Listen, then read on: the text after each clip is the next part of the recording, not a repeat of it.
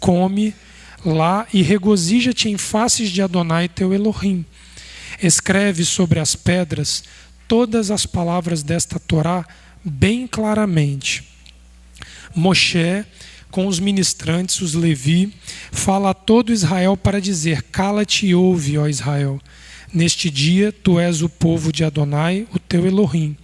Ouve a voz de Adonai teu Elohim, faz suas ordens, suas leis, que te ordeno eu mesmo hoje.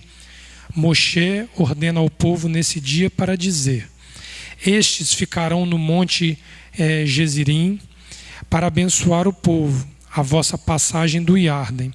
Shimon, Levi, Yehuda, Issacar e Yosef Beniamim. Estes ficarão no monte Eibal para a maldição. Reuven, Gad, Asher, Zevulon, Dan e Naphtali. Os Levi respondem e dizem a todo homem de Israel com voz altaneira: infame seja o homem que faz uma escultura de fundição, abominação de Adonai, obra de mãos de artesãos, e erige em segredo. Todo o povo de Israel responde e eles dizem amém. Então essa questão aqui se torna muito clara, Leomar, que quando você penetra a terra, não é uma penetração, pastora, livre de consequências. Quando o povo que vem marchando para ter direito a kitavô, a entrar na terra, ele penetra a terra, ele tem dois ritos a cumprir. Ele constrói o altar. Só que eu e a senhora podemos construir um altar aparentemente consagrado a Adonai.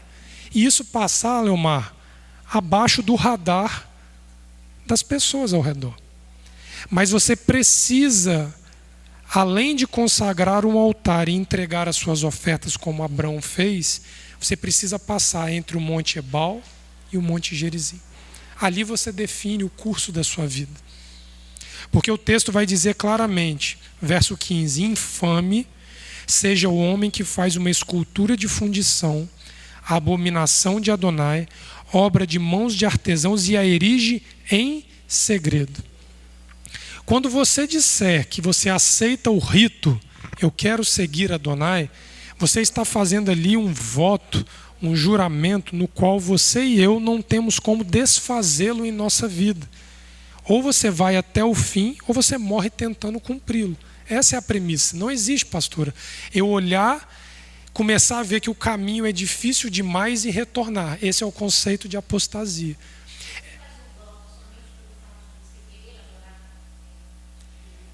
Eu só tiraria o só, no mais a sua frase está perfeita. Está respondido? Só para adorar Adonai, o só eu tiraria. Você faz um voto, um juramento para encontrar uma vida de adoração com Adonai, sim. E você se prende a ele para que você continue. Jacó, quando ele está ali em Betel, que ele erige o altar e ele faz um voto que se Adonai der comida, segurança, roupa para vestir, ele faz um voto porque ele ali constrói o pilar inicial da casa de Adonai, né? Ali já no território de Israel. Então, Leomar, o texto aqui é muito franco. O rito abrâmico que a gente leu lá no capítulo 12 está cumprido aqui, tem que entrar, tem que erigir o altar de pedras, dentro das características que era um altar que não poderia ser modificado por ferramentas, igualzinho, né? Aquele altar que foi feito ali pelas crianças da casa, com pedras naturais, sem sofrer nenhum tipo de dano. E ali você entrega o seu sacrifício e tem o Monte Ebal e o Monte Gerazim para finalizar a questão. Ali nós seremos esquadrinhados por Adonai, porque Adonai saberia determinar a bênção e a maldição, porque ele conhece a decisão nossa antes de nós mesmos sabermos que temos que tomar uma decisão. Mas esse é um raio-x que o homem, Leomar, precisa enfrentar. Nós não podemos aceitar uma vida onde nós, pastor, ludibriamos a nós mesmos, nos considerando servidores de Adonai, sem termos esse critério bem peneirado por Adonai. Porque Adonai precisa expor isso para nós. Porque não entendam, o problema maior do ídolo, que é esta prostituição aqui que os Levi vão denunciar como primeiro ao passar pela bênção ou pela maldição, ele fala de forma franca que erige em segredo. Isso aqui os rabis, pastor, eles são unânimes em dizer que é aquilo que o homem esconde no oculto do seu coração e não quer que seja visto. Não existe um altar para Adonai e um altar escondido para o ídolo no coração. Mas o homem que faz o voto a Adonai precisa ter direito a saber se ele é ou não um idólatra em potencial. Porque senão ele vai falar em nome de Adonai, vai fazer coisas em nome de Adonai, mas quem o conduz é o Deus interior que habita dentro dele. Isso é Rosh Hashanah e Yom Kippur, os 10 dias de expiação. É a hora que o homem se coloca, por isso que os rabis são enfáticos. Não tome grandes decisões, não pense em fazer ou desfazer algo, porque você está sendo esquadrinhado por Adonai para os seus próprios olhos. Adonai não precisa que eu passe 10 dias, pastora, para revelar a ele o que eu fiz de bom ou de mal nesse ciclo. Quem precisa ter essa consciência sou eu mesmo, para que eu retorne das más práticas que eu eventualmente esteja soterrado nelas. Olha só como que essa cadência que Moisés vai dando, essa é uma aliança feita, por isso que é chamado código deuteronômico, né? A aliança deuteronômica, porque nesse momento ele faz algo que torna-se coletivo, porque até então é muito comum você ver a aliança de Abraão com Adonai, a aliança de Isaac com Adonai, a de Jacó, a de Moisés, mas agora você vê a coletividade sendo tratada toda por igual, sabendo que o que o meu pai fez de bom não me garante nada no futuro. Eu preciso tomar a minha conduta e a minha posição. Isso daqui que é um ponto alto, mas que a regra que vai se aplicar aos descendentes é a mesma que os patriarcas tiveram que passar. Porque senão nós vamos cair no problema recorrente desta doutrina apocalíptica da apostasia, que ela não se aplica para os dias atuais porque eu tenho Torá. Pois a apostasia é uma prática de quem tem Torá. Eu volto a dizer o que eu falei de manhã, o cristão não pode ser considerado apóstata. Porque se você considera obsoleto Moisés, foi obsoleto que o cara lá falou com você? Foi obsoleto, ultrapassado, que o cara lá na fábrica, não é pra gente, é uma coisa, né, obsoleta, velha, não foi isso que o Ulisses compartilhou da última vez? Se eles têm por premissa que a Torá é ultrapassada, ele não pode ser considerado apóstata, ele não seguiu o caminho dos patriarcas. Mas como bem disse a pastora Sandra, nós somos uma geração eleita. Ele toma para ele uma autonomia de geração eleita enxertada nisso tudo, sem passar pelos patriarcas e pelo rito da Torá. Esquece, não faz nem cosquinha nos céus essa conduta. Ah, mas ele é um servo de Deus. Sinto muito, ele é um servo de uma doutrina fadada à destruição. Mas Isaías 66 diz que muitos deles virão. Muitos deles subirão e serão trazidos pelos próprios hebreus. Se vocês olharem o texto de Isaías, eu não ia lá não, mas nós vamos dar um pulinho lá em Isaías 66, lá no finalzinho do texto. É importante que a gente observe esse detalhe, porque esse texto tem inúmeras interpretações. Quer ver de onde é que nós vamos começar a ler aqui?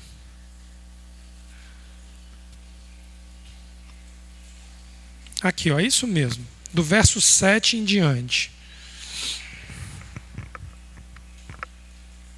Do verso 6 vai ficar mais contextualizado. Uma voz de grande tumulto virá da cidade. Isaías 66, versículo 6. Isaías 66, verso 6. Uma voz de grande tumulto virá da cidade, uma voz do templo, voz de Adonai que dá o pago aos seus inimigos. Antes que estivesse de parto, deu à luz. Antes que lhe viessem as dores, deu à luz um filho. Quem jamais ouviu tal coisa? Quem viu coisa semelhante? Poder-se-ia fazer nascer uma terra num só dia? Nasceria uma nação de uma só vez? Mas Sião, olha só quem é que teve dor. Mas Sião mal sentiu as dores de parto e já deu luz a seus... Quem são os filhos? Que Malaquias vai dizer que o coração dos pais precisa retornar aos filhos e o coração dos filhos retornar aos pais.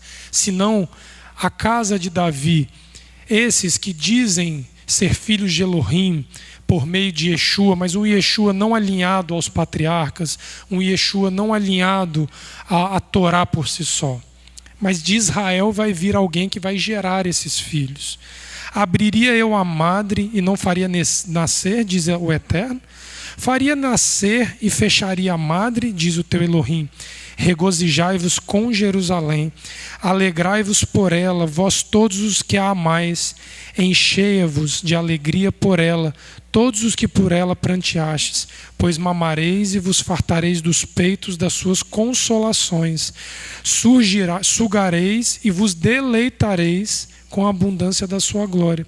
Porque assim diz o Eterno: estenderei sobre ela a paz como um rio, e a glória das nações como um ribeiro que transborda. A glória das... Eles vão subir, eles vão retornar. Como um ribeiro que transborda, então sereis amamentados, sereis carregados ao colo, e sobre os joelhos sereis... A casa de Israel vai acolher, vai dar Torá, vai dar todo o fruto que esta terra emana como benefício para quem foi criado como um filho que foi criado longe dos pais. Nós vamos descer aqui mais um pouquinho ainda. Como alguém a quem sua mãe consola, Naham, consolo, assim eu vos consolarei. Em Jerusalém vós sereis consolados. É retorno. É por isso que o Salmo 137, Imeshkaher Yerushalayim, vai dizer que quem amou Jerusalém, quem conheceu Jerusalém e a Torá que de lá emana e abandona o apóstata, qual é a consequência? A sua língua se apegará ao seu... Isso os rabis são unânimes que nada mais é do que um caso de AVC. Ouviu falar, conheceu, recebeu benefícios e abandonou. É como se você trouxesse um mal para você que trará diretamente na sua mente um dano físico sobre você. E agora, muito interessante que quando a gente pensa no AVC, as pessoas pensam naquela pessoa que fica paralisada de um lado, né? O lado esquerdo, o rosto paralisado. Mas você sabia que dependendo da área de onde você tem o AVC, você fica cego, você pode ficar surdo, você pode perder o olfato, você pode perder o paladar, você pode perder parte do seu processo cognitivo, você pode ficar com amnésia da sua história, você não pode lembrar de coisas que você aprendeu. Fica escassa a palavra de Elohim na mente de quem abandonou Jerusalém. E ele está dizendo aqui que Jerusalém vai resgatar esses filhos a quem ela deu a luz. E a continuidade do texto, depois vocês podem olhar com... Quer continuar? Então vamos aqui, eu parei no 13. 14. Isso vereis e alegrar-se-á o vosso coração, os vossos ossos reverdecerão como a erva tenra, a mão do Eterno será notória aos seus servos, e ele se indignará contra os seus inimigos. Aí é do 19, pastor? Aí salta no 19. Porém entre eles, as nações, um sinal. E o que deles escapar, enviarei as nações, a Tarsis, Pul, a Lude, tamosos como flecheiros, a Tubal e Javã, até as ilhas de mais longe que não ouviram a minha fama, nem viram a minha glória. Anunciarão a minha glória entre as nações. Trarão todos os vossos irmãos dentre todas as nações por presente ao Eterno sobre cavalos e em carros e em liteiras e sobre mulas e sobre dromedários ao meu santo monte a Jerusalém, diz o Eterno, como os filhos de Israel trazem as suas ofertas de cereais em vasos limpos à casa do Eterno. Aqui que é o mais bonito agora. E também deles tomarei alguns para ministrar e para serem levitas diante do Eterno. Como novos céus e nova terra que hei de fazer, estarão diante da minha face, diz o Eterno. Assim há de se estar a vossa posteridade e o vosso nome. de uma lua nova a outra, de um shabat ao outro, virá toda a humanidade a adorar na minha presença, diz o Eterno. E sairão e verão os cadáveres dos homens que se rebelaram contra mim. O seu verme nunca morrerá, nem o seu fogo se apagará, senão um horror para toda a humanidade. Isso aqui é uma promessa para as nações. Vai haver esse movimento, mas parte da casa de Israel, do ensino de Torá, alinhado ao preceito e aos ritos que os próprios patriarcas tiveram que se submeter. Então, pastora, quando a pessoa ela adentra aqui, ela compartilha desse ambiente, ela ouve Torá, ela precisa se definir em erguer o altar e saber se é o Monte Ebal ou o Monte Gerizim que vai determinar aquilo que está no interior do homem. Eis que ponho diante de vós a bênção e a maldição, a vida e a morte. Escolhe a vida. Moisés ainda fala, escolhe a vida. Para Abraão ele disse, sê tu uma bênção. Abraão teve uma ordem, pastor. Ele não tinha que escolher a bênção, ele teria que se transformar numa bênção propriamente. Mas os seus descendentes não escapam dessa premissa. Porque você ouve muito aí fora, eu sou descendência de Abraão também. Mas quer passar pelo rito de Abraão? Ou quer ser despedido com presentes porque não pode conviver com Isaac ao longo da vida? Tiveram filhos de Abraão que foram privados disso aí. Prestem atenção nisso. Olha o capítulo 29 do Deuteronômio agora. Dentro da Paraxá ainda. Minto. Já saltando para a Paraxá que o Ulisses vai ensinar semana que vem. Aí já fica a ponte, Ulisses, feita. Eu avancei um pouquinho. Do verso 14 ao 21. Não, no 13, desculpa. Na minha versão aqui do André Chorac está do 13, mas a nossa, da João Ferreira de Almeida, é o 14. Tem uma divergência de versículo. Tá? Vocês acompanhem pelo verso 14. O texto diz assim, não é apenas convosco que firmo eu mesmo este pacto e essa imprecação. Moisés aqui estava fazendo anúncio para uma geração que estava de pé no deserto. Mas ele alega, pastor, o quê? Não é só para os que estão vivos, presentes, me vendo fazer, mas com aquele que existe aqui, estando conosco hoje, em faces de Adonai, nosso Elohim, e com aquele que não está aqui conosco hoje. Nós, que estamos há 3.500 anos após este evento, Rita, ele está lembrando que é comigo e com você a conversa dele. É como se Moisés estivesse aqui fisicamente, diante desta assembleia, olhando para nós e dizendo, hoje eu faço uma aliança convosco. Temos que pagar uma dívida. Tem que pagar a dívida.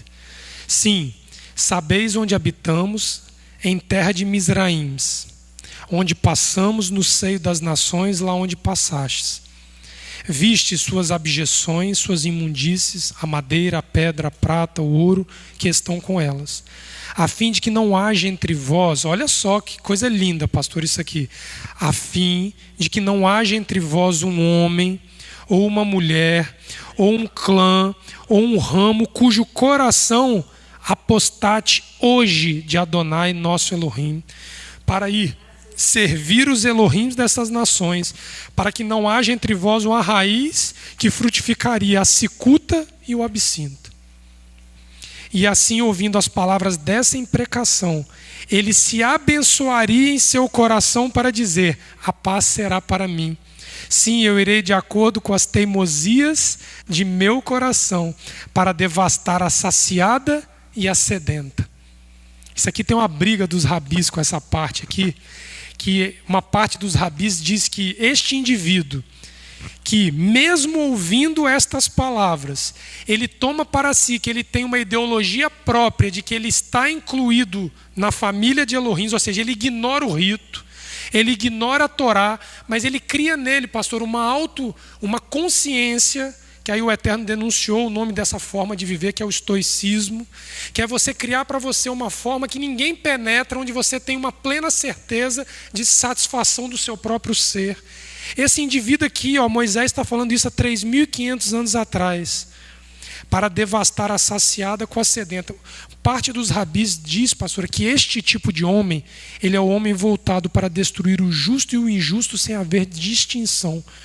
O homem que se defende como ser aquele homem que está pleno de algo que ele não tem, mas ele morre defendendo que tem, nesses dias que ele existir, pastor, ele vai destruir o justo com o injusto, porque ele não consegue ver diferença entre eles. Ele não consegue. Tamanha a certeza que ele tem a respeito dele mesmo. Olha o verso seguinte, para encerrar aqui. Adonai não consentirá em perdoar-lhe. Olha qual é o problema do apóstata. Sim, a narina de Adonai, seu ardor, fumegará então contra esse homem. Toda a imprecação escrita nesta ata se abaterá contra ele. Adonai apagará seu nome sob os Rosh Hashanah e Yom Kippur. Nós queremos o nosso nome escrito e selado no livro da vida. Pastora, quando nós apostatamos, a Torá está dizendo que o nosso nome é riscado do livro da vida. Isso é grave, isso é grave, isso é muito grave. Nós precisamos ter a coragem diante de Adonai, de nos colocarmos ante a face de Adonai para sabermos se essa certeza que nós temos, do caminho que nós temos escolhido, das definições que nós damos à nossa vida, ela está ou não realmente alinhada com Adonai. Nós não podemos ter uma cortina que nos impede de enxergar essa questão. Isso é o mais grave nos dias de hoje. Fala ali, pastora, por gentileza, enquanto eu bebo. Base dos estoicos é essa aqui, quer ver? Porque dele também somos geração. A única citação dessa filosofia em Atos capítulo 17, que Paulo encontra com eles, porque Paulo discutia exatamente isso. O que eles afirmavam ser isso aqui, somos parte desta geração. E sem cumprir o que Adonai exigia na sua Torá. Não tem parte nenhuma. É isso que a Torá está dizendo aqui, E olha só, ninguém invoca uma bênção sobre si mesmo e pense, terei paz, ainda que eu persista em seguir o meu próprio coração. É isso aí. É o indivíduo que está pleno de uma certeza que não existe. Não, exatamente. Que não se sustenta. Não se sustenta. Era com essa discussão que Paulo se colocava com eles, explicando que não era assim, que precisava de aplicar Torá numa circuncisão de coração, de ouvido, de lábios e física. Isso. Precisava disso. Toda essa discussão é isso aí. O único texto que fala deles é Atos 17. Isso. Mas é o princípio de todo o cristianismo. Isso é baseado nisso aí, por causa desta frase dos seus fundadores. E eu não vou desviar no assunto agora, e se nós partirmos dessa premissa que nós estamos conversando, nós vamos entender a famosa Assembleia de Jerusalém, onde os cristãos afirmam ali ter havido a primeira ruptura entre a igreja e Israel. Quando eles definem que os gentios não precisariam se submeter à circuncisão do prepúcio, da carne. Porque Paulo tinha a certeza que uma restrição à circuncisão física não garantiria que o gentio desse este caminho de retorno que ele precisaria para fazer parte da casa de Israel. Então Paulo... Exatamente, porque ali o que estava se cobrando era uma condição física que não estava atrelado ao lábio, ao coração e ao ouvido. Paulo ali quando fala assim, não, é melhor que eles não se circuncidem porque eles ainda vão ouvir Torá. A Torá ainda estava sendo ensinada e eles estavam querendo cobrar algo de alguém que ainda não tinha aprendido.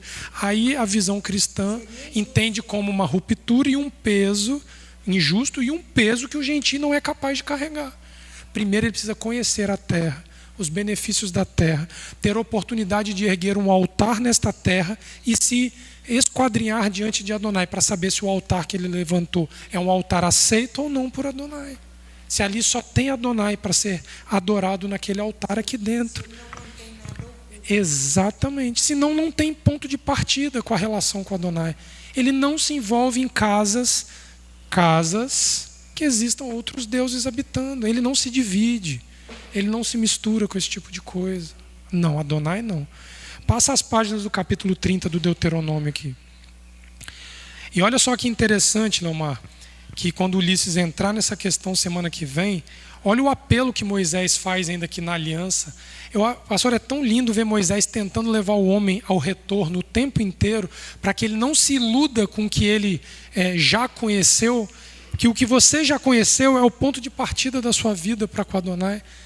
A bagagem tem que ficar toda para trás. Olha o verso 1, 2 e 3 aqui, né? Até o 4. E é quando todas estas palavras vierem a ti, a bênção e a maldição, que deem faces de ti. Ou seja, você se expôs. Eu vim aqui para receber o Monte Ebal ou o Monte Gerazim. Retornas a teu coração entre todas as nações, lá onde Adonai teu Elohim te banir. Olha que interessante, é Adonai que nos bane de uma nação a qual nós não desejamos permanecer. Ele vai lá, pastora, mais longínqua a terra e te arranca. É outro erro, pastora, grosseiro do grosseiro do grosseiro. Quando as pessoas, elas testemunham de que elas procuraram Adonai. Adonai fala com o indivíduo na terra de banimento dele, ou seja, longe de Adonai, é lá que ele vai ser confrontado com Adonai. É Adonai que busca o homem. Primeiro é ele que vê o homem. Exatamente. Aí o apelo no verso 2, retorna para Adonai teu Elohim, ouve sua voz, como tudo que te ordeno, eu mesmo, hoje, tu e teus filhos, com todo o teu coração, com todo o teu ser. Adonai teu Elohim fará retornar teus cativos, ele te matriciará, retornará e te reagrupará de todos os povos, lá onde Adonai teu Elohim te tiver dispersado. É o Salmo 120. É isso aí. Ele clama lá assim, Ai de mim que sou peregrino em Meseque, habito nas tendas de Quedar. É isso aí. há muito tempo já habito no meio de um povo De um povo de língua estranha. É isso aí. que ele deseja retornar. Isso aí. Mas ele clama Adonai. É isso aí. E aí o texto aqui no verso 4. Se teu banido estiver na extremidade dos céus, de lá Adonai teu Elohim te reagrupará e de lá ele te tomará. Escolhermos viver com Adonai vai exigir um exílio íntimo e também físico. Entenda isso aqui que eu vou falar com vocês.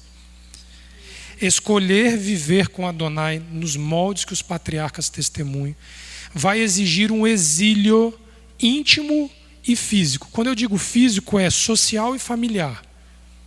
Você vai abrir mão de muita coisa para ali construirmos uma relação sólida com Ele, para no curso ou no final da vida termos direito permanente a esta tão desejada posse de terra. Porque nós temos que entender que existem duas questões aqui que ao ser humano é dada a oportunidade de possuir a terra. A primeira delas é você, em vida, encontrar este caminho e se sustentar nele até o fim da sua vida, pastor. Você pode gozar desta relação construída com Adonai vivo, e é o ideal. Mas você também pode encontrar isso no último ato de vida que você tem. Então eu queria lá em Lucas capítulo 3, porque quando eu digo no curso ou no fim da vida, é porque nós podemos viver a salvação em vida ou herdá-la na morte. Na morte, exatamente. Porque isso chama-se amor e misericórdia de Adonai com o ser humano, né? É um amor sublime e inexplicável, que o sujeito faz tudo errado na vida, mas se naquele último momento ele, mesmo sem ter esse discernimento pleno, ele consegue contrair esta ação para com Adonai, ele consegue adquirir a posse da terra. Do mergulhador da Petrobras, né? Lembro dele.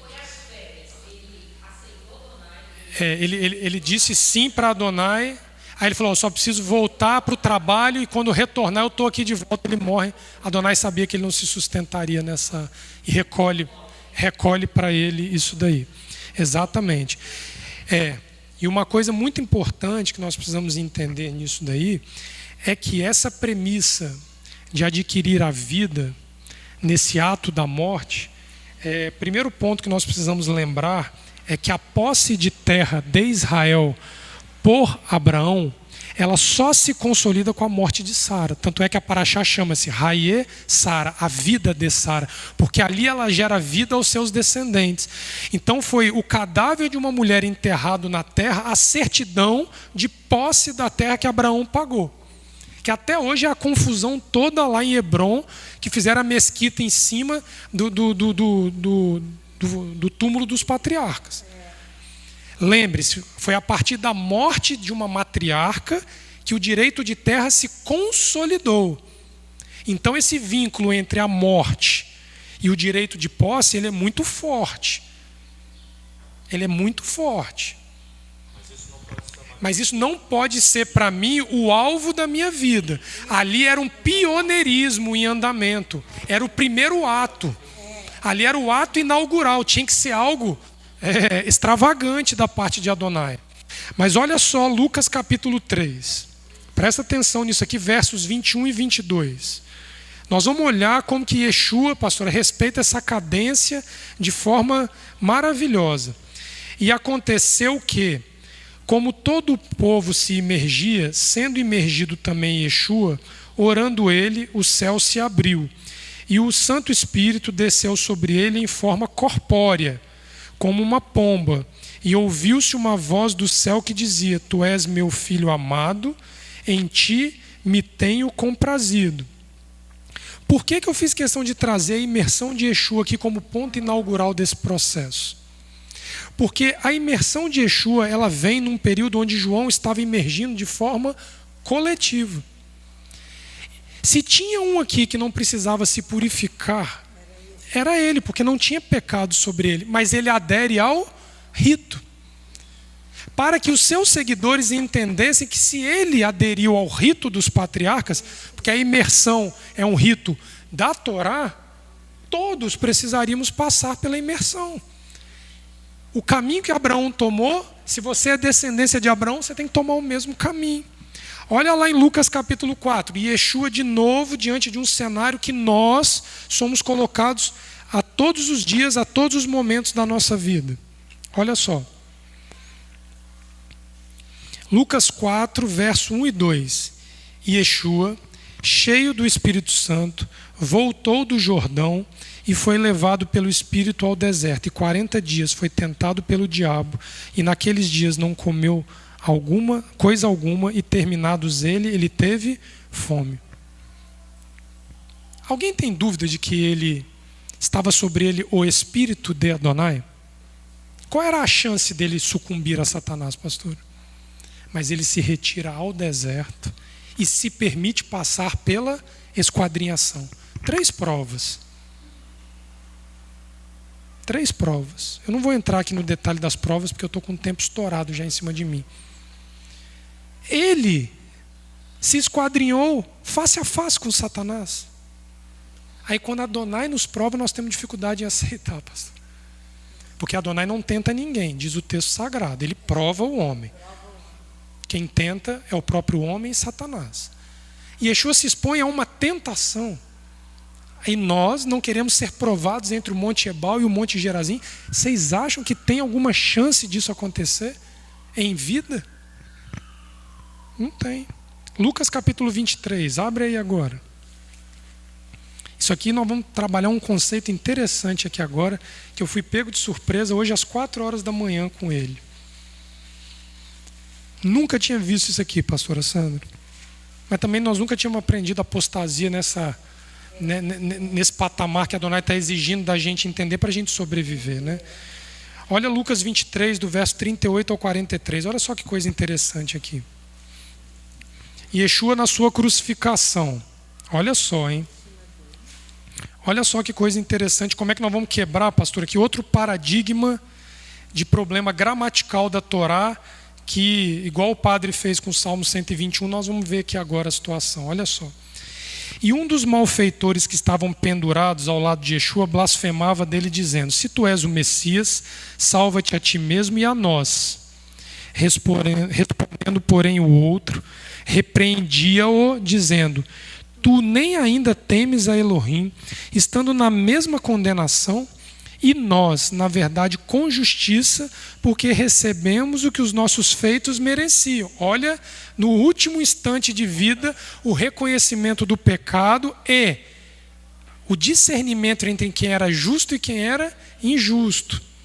Mas este nenhum mal fez. E disse a Yeshua: Adon, lembra-te de mim quando entrares no teu reino. Ele faz um pedido a Adonai: quando entrares na tua possessão. Kitavô. Olha a resposta de Yeshua segundo a tradução habitual. E disse-lhe Jesus, Yeshua: Em verdade te digo que hoje estarás comigo no... Alguém tem uma tradução diferente do que paraíso aqui? Está todo mundo com a mesma tradução, escrito paraíso. Isso me inculcou. Você está com a Bíblia judaica, né? Então você está fora da João Ferreira de Almeida. Isso aí. Olha o texto no hebraico, como é que está escrito. E disse-lhes de Yeshua, em verdade te digo que hoje estarás comigo no paraíso. Em hebraico está, Vaiomer Yeshua Elav Oman Amar Anileha Kihayon Tirie Amadi Began Eden. É o que está escrito. A palavra Éden, traduzida como paraíso, no hebraico, na verdade, não é paraíso. É o nome próprio de uma localidade onde foi plantado um jardim. Olha só o texto de Gênesis capítulo 2, abre lá, para a gente entender isso aqui direitinho. O sujeito, pastor, quando está no último instante da vida, ele não pode almejar o paraíso. Mas Jesus está dizendo aqui que é o paraíso. Nós vamos ver Yeshua apontando para a questão da terra. Olha só que coisa. Nós temos que enxergar a terra na nossa morte. E não o paraíso, pastor, que é o lugar de deleites, o lugar de prazeres e lugares de luxos que nós, na nossa cabeça, temos concepção que será a vida após a morte com Elohim. Ele manda você enxergar uma terra. Presta atenção. Éden, no hebraico, nome próprio de uma localidade onde Adonai plantou um jardim. Gênesis capítulo 2, verso 7. Então formou o eterno Elohim ao homem do pó da terra, Adamá. Homem, Adam, terra, Adamá. E lhe soprou nas narinas o fôlego de vida, e o homem passou a ser uma alma vivente. E olha o texto. E plantou o eterno Elohim um jardim no Éden, ou em Éden. Então a tradução jardim do Éden é equivocada. Entende a preposição? O jardim é no, ou o jardim é em, não é do. Éden era a localidade onde Adonai plantara um jardim. É uma terra, ok? Tudo bem. E plantou o eterno Elohim um jardim no Éden, na direção do Oriente, e pôs nele o homem que havia formado. O homem e a terra tornam-se...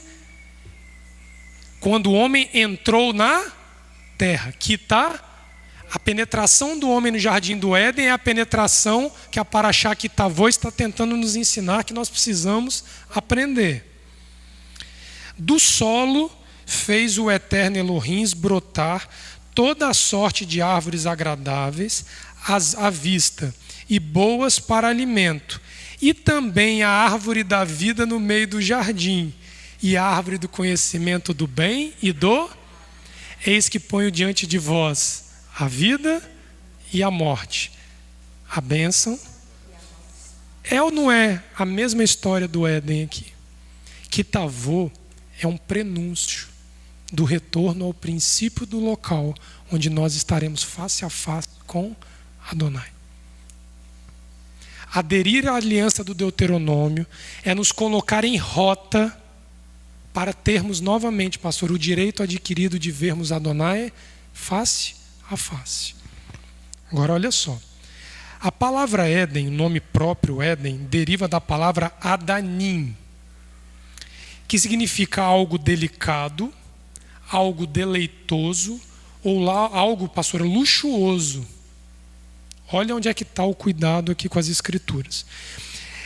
Essa palavra, ela é usada por alguns profetas. Eu vou ler para vocês aqui para ficar mais rápido, que eu já anotei aqui. Jeremias 51, 34. Anota aí para vocês. Olha o que o texto vai dizer. Ele vai usar essa raiz que dá origem a Éden. Nabucodonosor, rei da Babilônia, me devorou, pisou-me, fez de mim um vaso vazio, como o dragão que me tragou. Encheu o seu ventre das minhas delicadezas e lançou-me fora. Nabucodonosor encheu-se do meu Éden e me jogou fora. Ele foi atrás deste prazer simbolizado pelo Éden. Não é paraíso. Presta atenção, que nós vamos cadenciar isso aqui. 2 Samuel, capítulo 21, verso 24. Anota esse outro texto. 2 Samuel, capítulo 1, capítulo 1, versículo 24. A mesma raiz. 2 Samuel, capítulo 1, versículo 24. Vós, filhas de Israel, chorai por Saul, que vos vestia de escarlata em delícias, que vos fazia trazer ornamentos de ouro sobre as vossas vestes. Então, Saul provia um Éden para essas pessoas. Guarda aí. Gênesis, capítulo 18, verso 11 e 12. Assim, pois, riu-se Sara consigo, dizendo: terei ainda deleite, terei ainda Éden, depois de haver envelhecido, sendo também o meu senhor já velho? Então ela diz que a alegria de ter um filho em idade avançada e estéril seria para ela como usufruir do mesmo prazer que Adão e Eva tiveram no jardim. Olha só, hein? Salmo, capítulo 36, versículo 8 e 9. Salmo, capítulo 36, versículo 8 e 9. Eles se fartarão da gordura da tua casa, e os fará beber da corrente das tuas delícias, do teu Éden. Porque em ti está o manancial da vida, na tua luz veremos a luz. O salmista usa a referência do Éden como expressão máxima de um prazer que o homem pode buscar em vida. Essa raiz Adã, que dá origem a Éden, ela é muito primitiva e pouco usada no hebraico. Ela significa ser suave ou agradável. Figurativamente e reflexivamente, viver voluptuosamente e deleitar-se. Observem que a gênese da vida humana foi vinculada a um terreno que exalava um prazer e uma suavidade próprios da essência divina, e que só era possível conhecer por causa da intimidade existente entre Criador e criatura. Veja que a definição da palavra há permanentemente um sentido místico da presença de Elohim por trás deste sentimento sublime vivenciado pelo homem. Ou seja, a presença de Elohim era o fator motivador deste prazer existir, Éden. Mas a quebra desse vínculo na história humana está atrelada a posturas com evocação lasciva. Um prazer acompanhado de sujeira e carnalidade, consequência da ruptura com a aliança do Criador. Esta é a definição bíblica de apostasia. Quando eu e você, quando eu e você perdemos, a senhora vai falar, pastora, quando eu e você rompemos esta aliança com o Criador por causa do pecado, a necessidade de viver este Éden é algo tão profundo dentro da gênese humana que você busca a satisfação de um prazer que chegue próximo a isso de forma contínua na sua vida. Você quer viver um paraíso, pastor. Eu quero viver a minha vida carnal, mas no final eu sei que eu vou para o paraíso. O islamismo diz que aquele que morre em guerra santa, na jihad islâmica, quando você ali morrer, você recebe dezenas de virgens no paraíso para você se deleitar sexualmente na vida após a morte. Isso vem da casa de Abraão. Estou falando alguma bobagem? Isso não é a descendência de Ismael e Esaú que se casou e deu origem aos árabes muçulmanos? Essa é a concepção equivocada de Éden. Equivocada. Me parece que são 50, 60 virgens para cada homem que morrer na jihad de forma santa. E Yeshua diz: errais. Errais profundamente por não conheceres as Escrituras, porque na vida eterna ninguém se dará em casamento, o marido não terá conhecimento da mulher. A senhora agora, que a senhora ia falar, por favor. Dizendo que essa semana o Eterno falava para nós que esta prática de buscar esse prazer físico, como se fosse um exercício coletivo sexual. Sim. Fosse fazer sexo coletivo. É por isso que Jeremias vem ali no capítulo 2 e chama Israel de jumenta selvagem, que vive no ardor do cio. No ardor do cio. Por Vou te atrair para o deserto e ali falarei contigo. É Oséias 2, né? Não, Jeremias 2. Jeremias capítulo 2, desculpa. Jeremias capítulo 2, isso aí.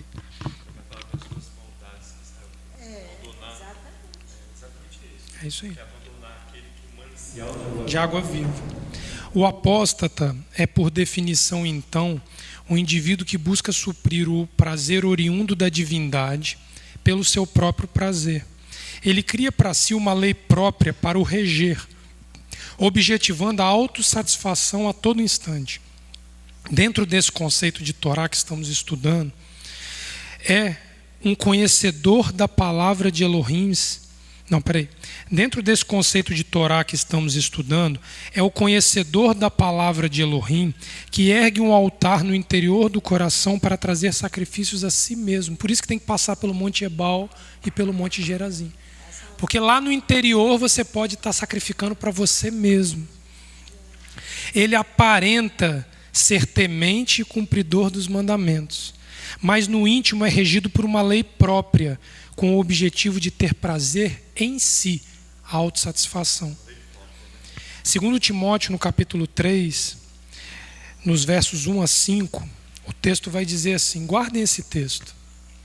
Sabe, porém, isto, que nos dias vindouros sobrevirão tempos trabalhosos, porque haverá homens amantes de si mesmos. Esse aqui é o ponto alto do apóstata. Ele vai multiplicar sobre a face da terra.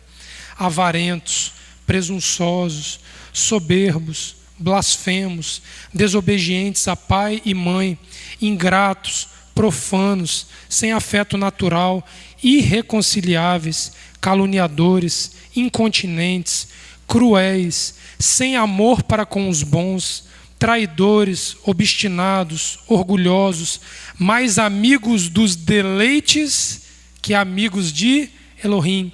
Ele é amigo deste conceito de amor próprio, que ele chama de paraíso, do que o próprio Elohim. Mas olha qual é o ponto alto do apóstata: tendo aparência de piedade. Ele parece dar honra somente a Elohim em vida, mas negando a eficácia dela. Deste, afasta-te. É a única ordem aqui: afasta-te. Só que o que o Eterno tem chamado a nossa atenção, que a doutrina da apostasia, ela não pode ser uma doutrina vinculada ao Segundo Testamento, como se a Torá e os profetas não prevesse a existência de uma apostasia naquele tempo. Esse é o grande erro voltado para a apostasia. É que ela é sempre tratada como algo que virá e que ainda não se estabeleceu. Pois a paraxá de hoje todinha que Tavô girou em torno de quê? De apostasia. Mas a raiz da palavra apostasia, que aqui no texto de Timóteo é usada, ela se encontra em 2 textos da Torá de forma flagrante. Eu vou ler um com vocês, que é Jeremias capítulo 8, do verso 4 ao 8. Mas anotem, Jeremias 5, do 1 ao 6, é a mesma raiz apostatar que Jeremias, pastor, quantos anos antes de Paulo? Sei lá, mais de 500 anos antes de Paulo, Jeremias já estava falando que uma apostasia estava vigente em Israel. Então a apostasia, pastor, não é doutrina do final dos tempos, dentro dessa visão equivocada de final de mundo. Nós vamos ler Jeremias 8, do 4 ao 8. E aí vocês vão fazer o dever de casa de ler Jeremias 5, do 1 ao 6. É porque são textos similares, só para a gente poder encerrar aqui dentro do tempo. Jeremias 8, verso 4, agora. Diz-lhe mais, assim diz o Eterno: cairão os homens e não se tornarão a levantar, desviar-se-ão e não voltarão. Por que, pois, se desvia este povo de Jerusalém com uma apostasia contínua? Ela não para, é geração após geração. Retém o engano e não quer voltar. Eu escutei e ouvi, não falam que é reto. Ninguém há que se arrependa da sua maldade, dizendo: que fiz eu? Cada um se desvia na sua carreira como um cavalo que arremete com ímpeto cada um toma o rumo que para si próprio é prazeroso, é deleitoso, porque eu vou morrer e eu vou para o paraíso. Até a cegonha no céu conhece os seus tempos determinados, e a rola e o grou e a andorinha observam o tempo da sua arribação, mas o meu povo não conhece o juízo de Adonai. Como, pois, dizeis: nós somos sábios e a Torá do Eterno está conosco? Eis que em vão tem trabalhado a falsa pena dos escribas. Eles têm a Torá escrita, eles são conhecedores da Torá, mas traçam rumos próprios para a sua vida em busca de um infinito prazer até que a vida se encerre. E alguns ainda se apoiam em doutrinas que esse prazer, pastor, ele se arremeterá na vida futura. Esse estoicismo, que é o nome que Adonai deu a essa doutrina de se autossatisfazer de forma insistente e persistente, ela acompanha este homem até o final da sua vida, dando a ele a esperança que depois da morte ele ainda continuará tendo deleites e prazeres. Quando a única forma de nos sentirmos deleitosos e prazerosos é sabermos que nós estaremos na terra, que Adonai criou todas as coisas para lhe falar com o seu povo. É baseado nessa parte, pastora, da definição de Éden, que os rabis, muitos deles defendem que o Éden era Jerusalém na sua forma primitiva. Existe uma discussão, porque o texto vai falar por causa do rio Tigre e Eufrates, naquela questão original ali das coisas, da localidade, mas não há uma forma de enxergar o prazer de Adonai por uma área e por um terreno específico sobre a face da terra, que ele tenha dado tanto valor que possa ser comparado ao Éden da criação, que não fosse Jerusalém. E ainda tem um segundo aspecto dessa questão. Os próprios rabis já tratam isso de forma muito aberta e muito tranquila. Quando ali ocorre a gênese do homem, houve junto a gênese do planeta Terra junto com o homem. E nós já sabemos que o planeta Terra não tem a mesma distribuição territorial que tinha quando se formou. O conceito de Pangeia, que eram os continentes todos reencaixados, sendo como se o mundo fosse uma grande ilha, ele é um conceito que se aplica não no tempo cronológico, porque nós vamos cair nos problemas de contagem de tempo, que a Bíblia não é precisa quanto a isso, mas que ali dá a entender, Leomar, que aquele movimento pode justificar a discrepância entre a localidade de Jerusalém e a descrição inicial do termo. Mas o fato é que o texto sagrado também vai dizer que ele só encontrou um lugar que ele teve prazer sobre a face da terra para habitar. E isso fala muito fortemente com o mesmo prazer que ele vinha visitar o homem a cada virada do dia no Éden. Então existe uma corrente judaica muito forte que defende ser Jerusalém o jardim do Éden, que não é do Éden, que nós já aprendemos que era um jardim no Éden. Shabbat Shalom, que o Eterno nos abençoe, que nós possamos ser guardados ao longo desta semana. Ulisses, é para achar dupla, né? Nitzavim e Vaelé, você tem muito para trabalhar conosco, que o Eterno nos abençoe, nos guarde e que nós possamos estar juntos até o final do Shabat, amém?